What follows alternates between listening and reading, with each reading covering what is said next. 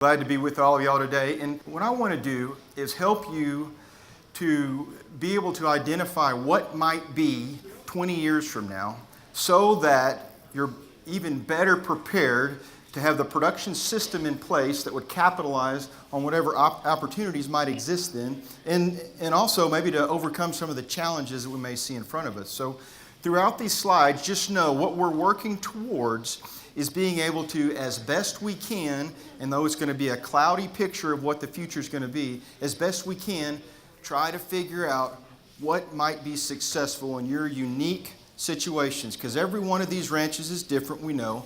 Every set of resources and even every set of goals can be somewhat different with the operations. So we'll keep that in mind. And the way that we'll do this is I want to really step back and see what's happened in the last 20 years in our industry, particularly affecting the cow-calf level. What's happened over 20 years, and then if we could see what's happened over 20 years, then we'll look forward and say if those trends were the same 20 years from now, we know they won't be, but if they were the same, then what would the business look like? What would we be facing as cow-calf producers 20 years from now? Okay? And so we're going to look at performance. We're going to look at some financial pieces of it too. But we're going to start right here. If I told you in 2012 that in the next 3 years you would see calf prices and you'd be selling these calves for $2.75 or in some cases $3 per hundredweight, and then at the same time oil would be $30 a barrel, would you have believed me?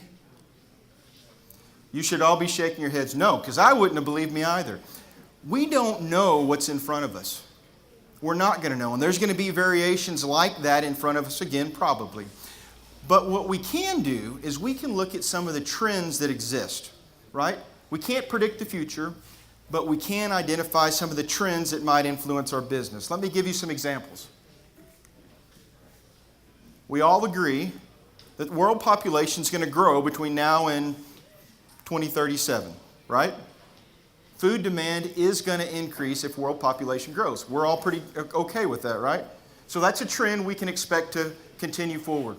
Consumer interest, and in particular the domestic food supply and the way we produce that food is going to probably continue to increase. You agree with that? Yeah. Regulations and the complexity of business. We may deregulate some for a time, but over the next 20 years, do you think there's going to be more complex doing business than it is today? I'll tell you, I read an article in Harvard Business Review, and I don't read that magazine very often, but I did back in 2011. There was an article on complexity. And they said that complexity of business in the United States increases by 6.7% a year. That means the complexity of business in 11 years doubles. So if we look 20 years down the roads, we're talking about more than 3 times more complex than what we deal with today. We don't want that. We'd like for business to be simple, but we can probably expect that complexity continues to increase. Just the challenges of doing business. U.S. grazable acreage is likely to continue to decline because we have urban sprawl. We have ranches that are purchased for recreational purposes that are not in production anymore. We see that a lot. So we could probably expect that trend to continue as well. Now here's the thing about this slide. I made it in September of 2001. I was just able to use it still today because those trends have been we've had for the last 20 years. And we should expect that we would have those again. So we don't know what the future is going to be, but we can probably expect these particular trends to continue. Do you agree with that? Oh yeah, forgot this one. And the availability of farm and ranch labor. It's hard to find good people, isn't it? There's some out there, but it's hard to find good people. We can probably expect that that's going to continue as well. Now the intention here is not for this to be pessimistic. Because look at the very top one, food demand. That's what we're counting on. But the other things are probably real. So as I said, we're going to look back and we're going to look at the financial side of the equation. We're also going to look at performance. Let's look at financials first. So everybody in the room knows what's going to be on this slide. If we think about what drives revenue, it comes down to the simple things of the number of calves that we wean per cow or per 100 cows, so weaning rate, the weight of those calves, so the number of calves times the weight of calves, calf price, and cull cow price. But if we looked at one thing that probably varies more so than the others here that's most influential, it's really probably calf price. Because most of your operations, even in good years and bad years, probably on weaning rate don't vary more than about 6% top to bottom. But calf price does vary more. So let's take calf price and see how it's changed over the last 20 years. So it's funny, Troy was on the program, but I called him a couple of years ago and put this data together. I asked him, I said, give me the average calf price all the way back to 1988. And so he did, and what I did then is I took and you can see this bar. That's the average calf price for 8 years, 1988 to 1995. And the reason I did it over 8 years is because we can't just look at calf price from one year to the next, because we know there's a cattle cycle. So if we take a bunch of years, we can compare two distant points in time, two 8-year averages separated by 20 years. But from 1988 to 1995, that average price was $90 per hundredweight. And then if we did the same thing from 2008 to 2015, it was $165 per hundredweight. Now, we know that 2014 and 2015 really lifted that average a lot from the astronomical prices that we saw. But $165 per hundredweight. You like that? That's 83% increase over that period of time. In 2016, it was $163. In 2017, it was $165. So it stayed at about the equivalent to that average over that period of time. Now let's keep in mind when we're looking at something over 20 years, we need to look at those numbers and adjust that for inflation.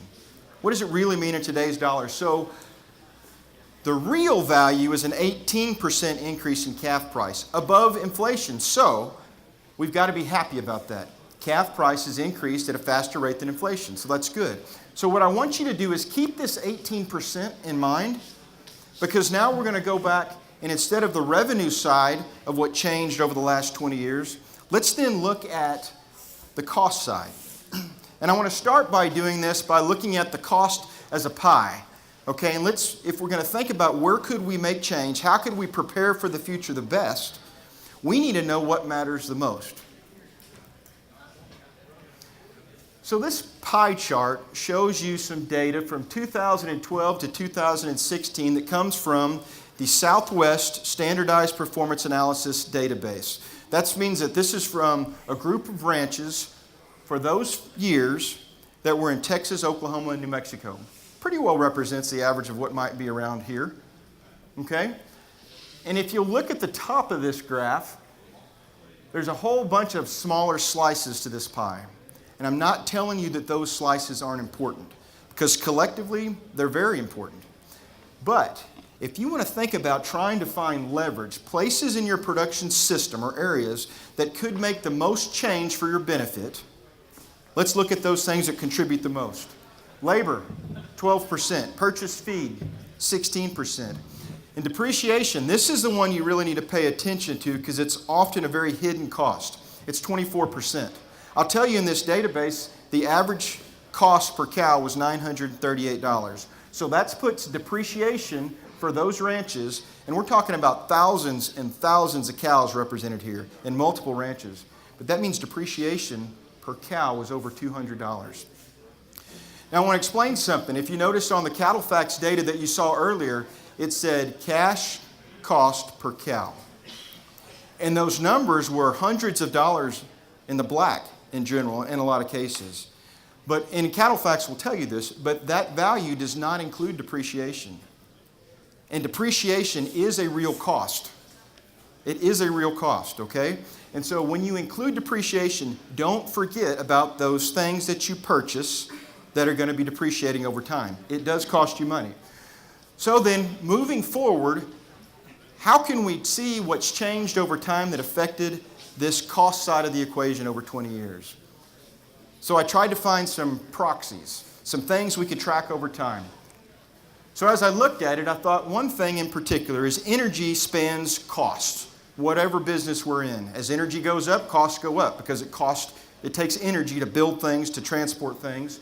So we can use energy as a proxy for some of the cost drivers here, and we can just look at the price of oil and how it's changed over 20 years. So we'll do that on the next slide. Grains, what usually, or if we look at purchase feed cost, what's usually the driver of grain cost? What one commodity really drives it the most? Corn. Thank you for participating, whoever said that back there. Corn, right. So we'll look at corn's change over time. Land prices, in some way or another, certainly affects. It certainly affects your ability to expand. And expansion often equals reducing fixed costs by spreading them. Okay? And wages, the labor side. It's pretty hard to find a good proxy for that, but we can look at how minimum wage has changed. So the next slide, we're going to do that.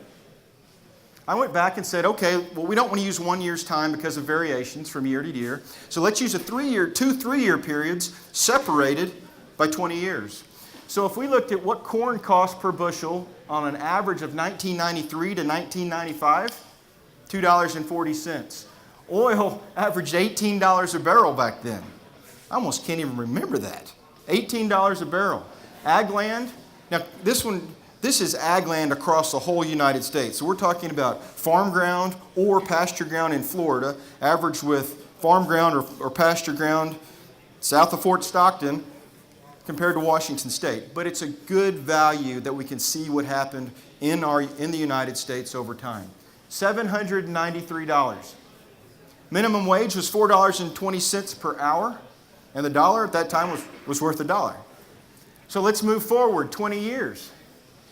Corn, on an average of 2013 to 15, $4.65 a bushel.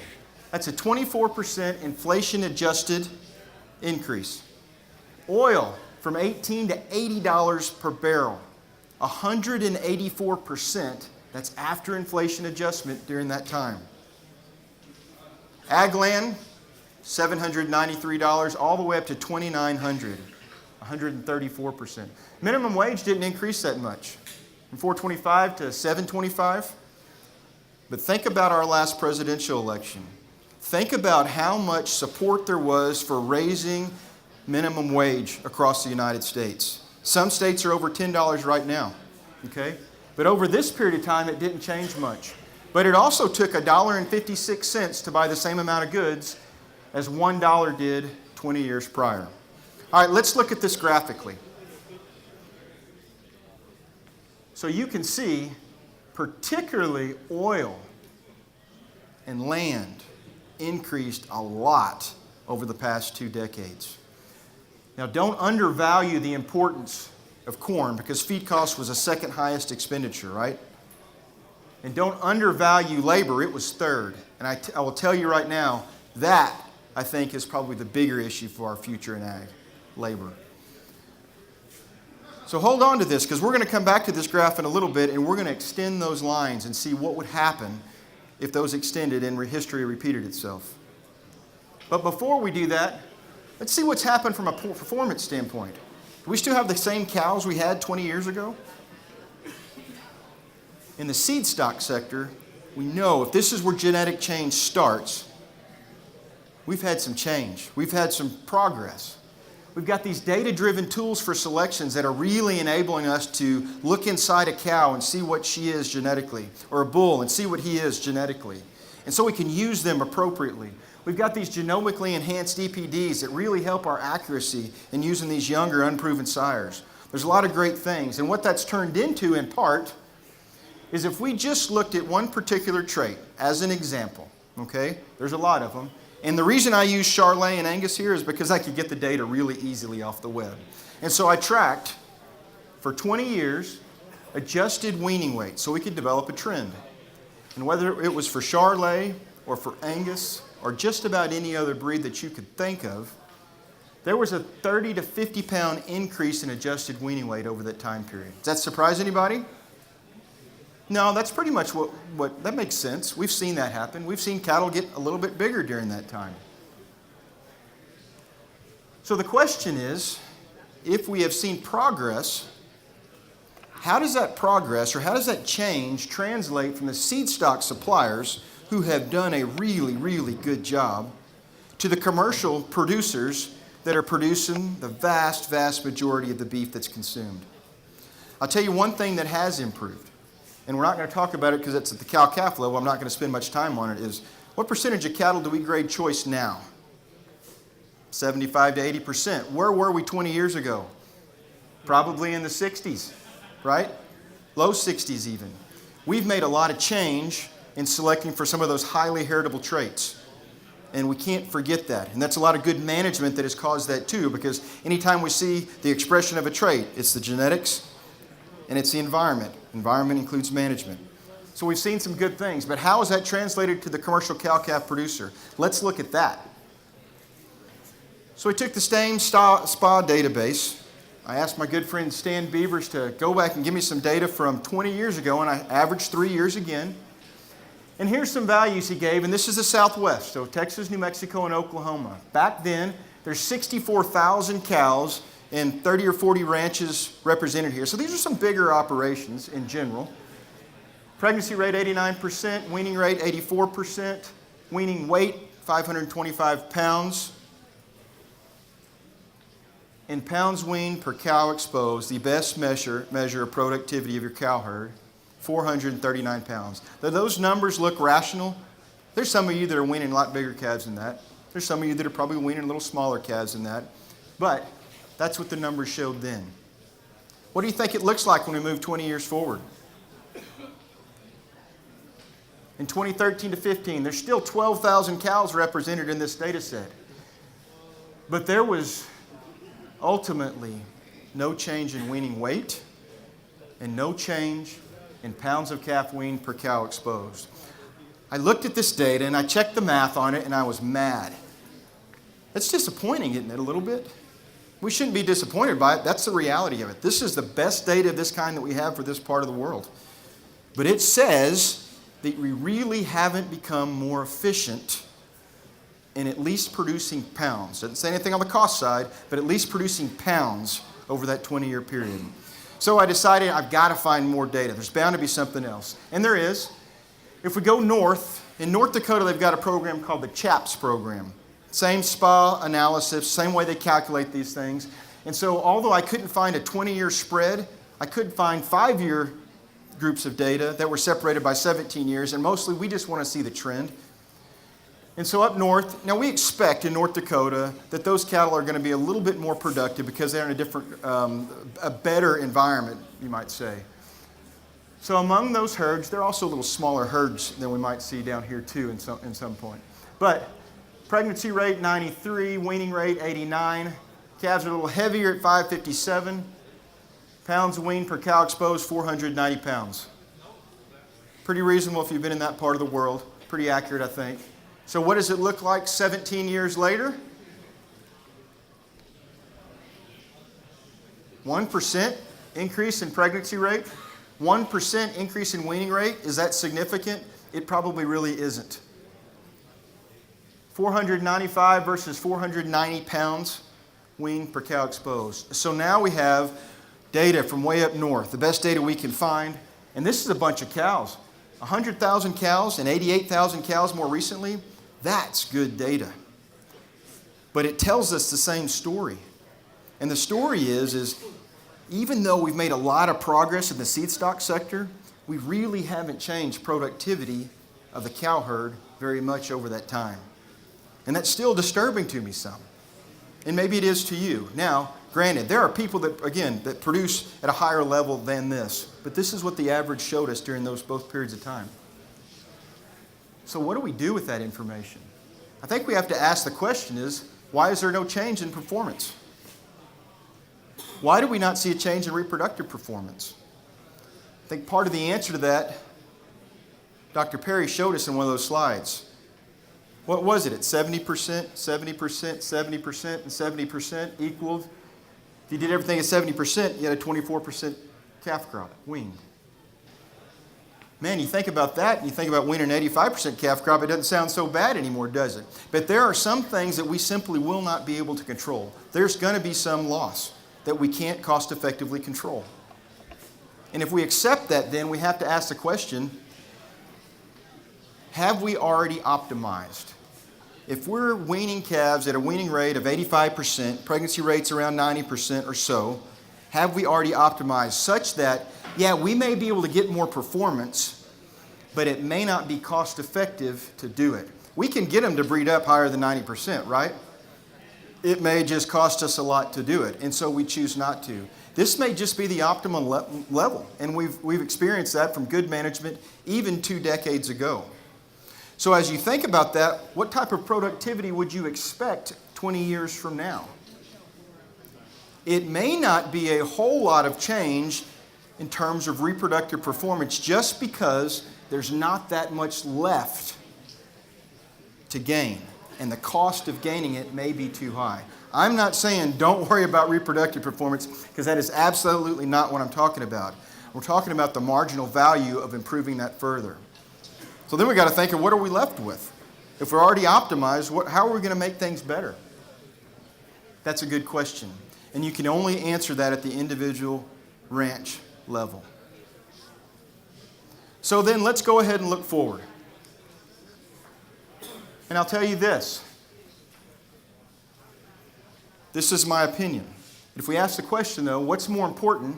Is it genetics or management? Think about that. Traits,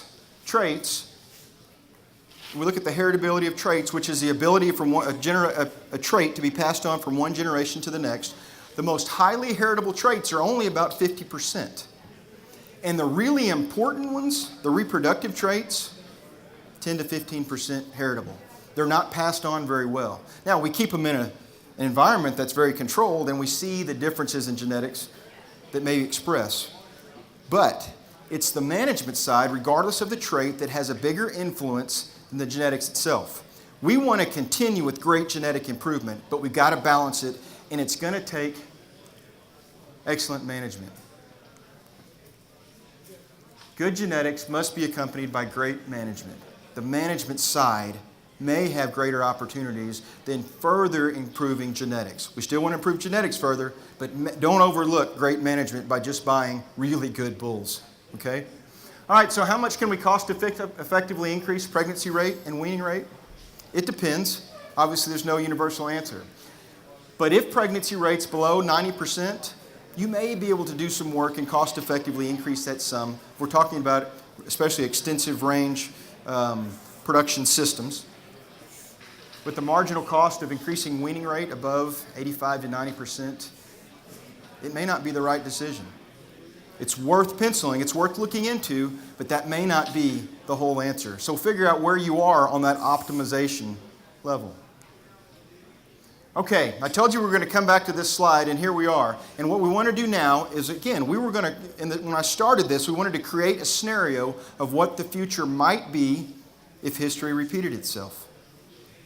So the next slide is going to take these lines and just keep them straight. And we're going to figure out what would that mean in terms of the prices of all of these commodities. So if we compare, this is a 40-year time span now.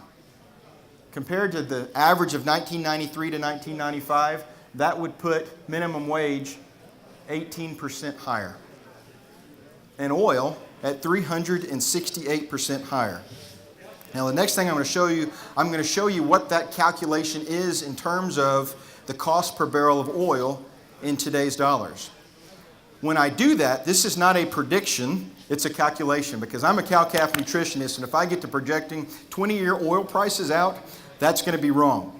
So David, it can't show up in the press as cow nutritionist predicts $227 a barrel oil. But if that line continued in today's dollars, in 20 years from now, if history repeated itself, we would be at $227 per barrel of oil. Would that affect your business?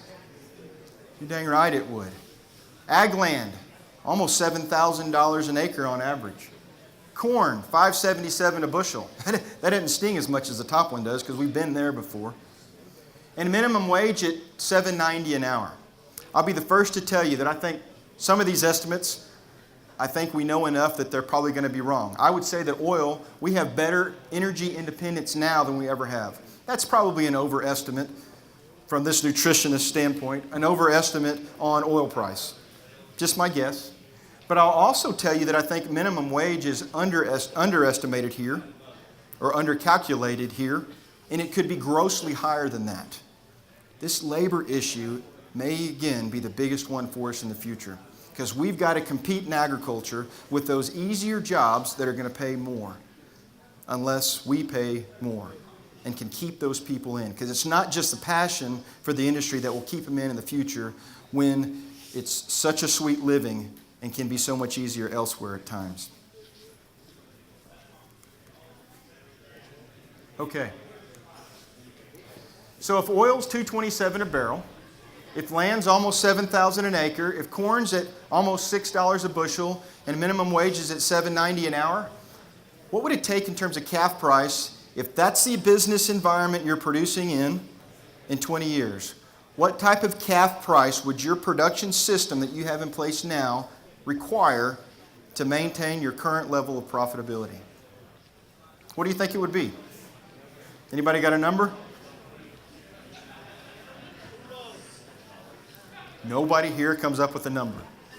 We got 250 people in this room, Andy. $5 a pound. Thank you, Andy. $5 a pound. That would be good, wouldn't it? We'll take it. Well, if this trend continued just like those commodity costs and the other trends on the revenue side, if we're at $165 a hundredweight last year and we had an 18% increase, inflation adjusted, that'd take us to a little less than $2 per hundredweight. So here's the question for you. One, these are just calculations, but is it enough? If you do the things that you're doing now the same way, is that enough to keep you profitable in that time when the complexity of business increases? My intention is not to present doom and gloom here, but I think it's questionable whether that's enough. I hope for you that it would be. We've got to really think about that. And then, what changes would you make? How do you find change that's going to make you profitable if this scenario were to come true? So my recommendation is this. First, we figure out, from a management standpoint, what things are outside of our control. Because we can't manage those things if it's completely outside of our control. These are the things that we have to plan for and then react to well. Okay? We can't, as one producer, you can't control commodity prices. The average price of calves, the average price of corn, you can't control that, right? Same thing with grazing land price, same thing with the compensation rate for adequately skilled labor. I'm talking about not what you pay, but what's the market. We can't control that as individuals. And obviously, as you're well aware, we can't control the weather. We can plan for these things and react to these things, and we need to do that very, very well. Very well. Then that leaves us with also the things that we can manage, the things that we can control. So the generally controllable things, labor. We make the decision of how many employees are we going to have, and we make the decision, regardless of the market, what we're going to pay those employees. Our production systems dictate how much labor that we need. So that is in the wheelhouse of what you can control as a manager. Regardless of the environment and what situations you may be in forage supply or lack of forage supply, we control the decision of how much we're going to feed and what it is that we're going to feed. So that we can control. We need to have great, deep knowledge in this area. The third largest piece of the pie on the cost side is feed. Depreciation. Every time you buy something that's made of steel or made of wood, it's going to depreciate. It will be worth less in time. And so if we know that, we make those decisions on what we purchase. I'm not saying we don't need a lot of things. I'm just saying it's a decision whether we purchase those things or not. And this goes into the depreciation of cows. If you bought any $3,000 heifers a few years ago, you're eating a big chunk of depreciation when you depreciate a $3,000 heifer and her salvage value is maybe $1,000. So you got $2,000 a year, you divide them by 5 years, and that's a pretty big chunk. So we control that decision every time we make a purchase. Technology. Technology is our friend and can be our friend. So we control what technologies we implement and which ones we don't. Those are our decisions. And genetic decisions. Every time we keep a heifer, buy a heifer, purchase a bull, lease a bull, every one of those decisions we control. So this is the pieces that you can make the difference in. How you go about doing that's another question. We've talked a lot about today about some real details, but I want us to zoom out as far as we can, the 30,000, 40,000 foot level, and think about the production system. I will tell you, if we're trying to figure out how to adapt a production system or to make change that's going to help us be more competitive 20 years from now, the opportunity and the leverage is at the production system level. And when I say the production system level, I'm talking about things like spring versus fall calving, raising replacements versus a completely terminal cross herd, those types of things. Do we run stockers and cows or just cows? These are production system level questions. Having the production system in place that is going to help you be competitive in 20 years is probably a whole lot more important than whether you buy feed from company A or company B, or whether you use Ralgro or Synovex H or Synovex C. Do you understand what I'm saying? So we've got to think at that level because that's where our opportunities exist. Let me give you some examples, and as I show you this next slide, these are examples, not solutions, okay? But I want you to know what I'm talking about with leverage. Let me come back. I will once again tell you the same thing that you heard earlier today. There is no silver bullet. There's not going to be that one thing. So you've got to think about all these things together, the interconnectedness of not even just the cow-calf enterprise, but how does your cow-calf enterprise and your wildlife enterprise and potentially oil and gas all work together? How are they interconnected for the good of the ranch as a whole? We've got to look at those all together, and it's difficult because it's complex. But if you're thinking about specifically the cow-calf operation, crossbreeding is a great example, and here's why. If we make the decision to crossbreed, and many of you do this, so I'm using this because you're familiar with this. If we make the decision to crossbreed, here's what we know. Crossbreeding improves fertility. Crossbreeding improves fertility, and when you improve fertility, obviously pregnancy rate increases, but what else happens? We also increase average calf age at weaning, which increases average calf weight at weaning. But because of hybrid vigor, those calves have a greater genetic potential to grow in those more days that they're alive. So those things are additive. So we get greater weaning weights. We also improve longevity of cows, and that's been proven very clearly. Crossbred cows stay in the herd longer, typically. And so if they stay in the herd longer, and if let's say we get another year on average out of crossbred cows than straight-bred cows, then what does that mean? That means that we decrease the need for replacement females. If we're not having as many culls a year, we don't have to develop as many females a year. If we aren't developing as many females a year, then we've got more forage that goes to producing units that are going to wean a calf. And we're spreading fixed cost over more producing cows. So it was one decision, and the reason it was high leverage is because it made all this change in the production system. Okay? That's a high leverage, system level decision. And I think you really need, when we look at what those prices were doing on the cost side, relative to repeating what history has done on the value of calves, these are the type of decisions we need to be thinking about. Another example, calving heifers. We can spend a lot of time and labor checking heifers in the middle of the night, and guys are worn out trying to calve these heifers to make sure we get live calves on the ground. But we also have enough knowledge now that we can match those heifers with bulls that are not going to require us to put so much effort into those, and we can calve those heifers out in the pasture just like the cows.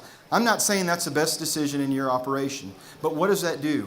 That really changes the labor need. And if labor is a big issue we're going to have in the future, we need to be thinking about things just like that.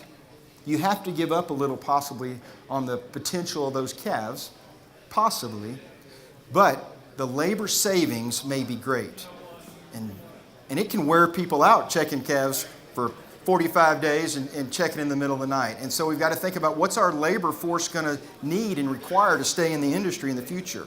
That's potentially a high leverage decision as an example. Feed and hay, not as big an issue here as it is in other parts of the country, and I'm not talking about during drought.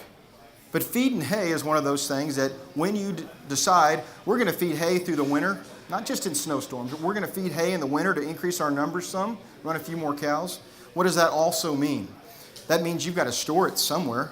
And if it's under barn, you're depreciating facilities. You've got to have possibly more tractor time and usage and needs, and those are depreciating. You've got to have the labor to deliver that.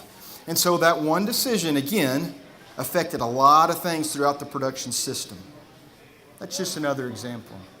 So, like I said, there's no silver bullet. And all I wanted to do here today is to help you to see what the future could be if history repeated itself, even though we know it's not going to,